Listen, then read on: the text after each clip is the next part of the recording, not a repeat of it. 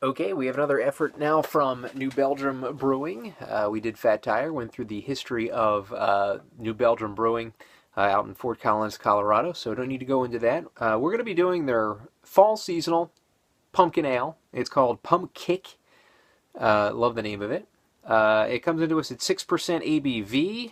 According to the website, the hops are Nugget, the malts Pale Munich, and Corona or Coronal or Caramel. I can't read my handwriting half the time. It's pretty bad.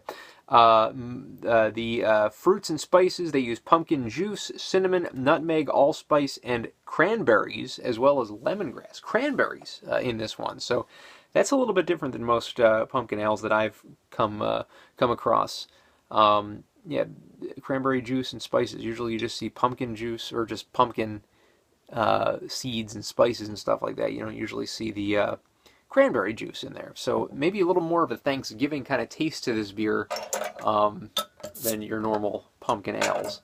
As far as the label art, you see a crow or a raven or whatever that kind of bird it is. I think it's a crow feasting on a jack-o'-lantern's eye. So that's pretty neat. So the jack-o'-lantern's eye might be made of grapes or maybe cranberries. Would make more sense probably. So let's pour into this glass, and as we do, we see that that orangey pour, very ambery, and yeah, it looks like a murky kind of looking beer. So definitely not very transparent, as you can see. A nice head on the beer, maybe about I'm gonna say 5/6, 4/5, 5/6, almost a full finger, but not quite. But a very cloudy kind of orangey look to this beer, so there might be a little bit more going on than normal, and maybe a little bit of a darker hue to it due to the cranberries, maybe? I don't know. So let's get the aroma now of New Belgium Pumpkick. Definitely getting that pumpkin pie smell to it. Definitely that tart pumpkin taste, or aroma, I should say. Deep, kind of almost potpourri-ish pumpkin. Trying to get the cranberry in the aroma, not really getting much of that, but let's see if that changes in the taste. I'm also curious what a lemongrass kind of brings to the table, if anything. So,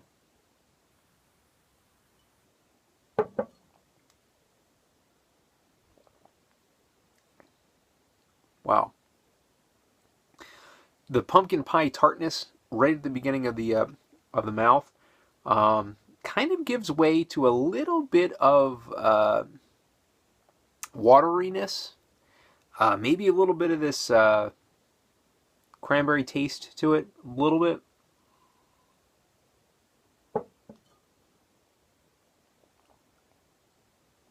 I'm getting the cinnamon a little bit. I'm getting the nutmeg, not quite pronounced, and a little bit of bitterness, a tiny bit of hot bitterness in the very back of the throat. Just very low amount, but it's definitely there.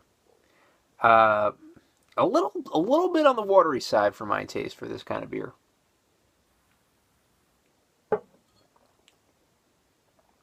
And a little bit, the aftertaste is a little too, and it might be the cranberries that's in the aftertaste, a little too jellyish, a little too tart in the back of the throat.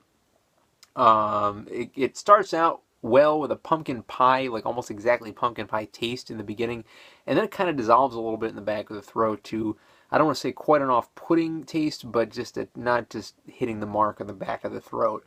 I'm going to go ahead and give New Belgium Pumpkick a 6.5 out of 10. It's okay. It doesn't blow me away at all.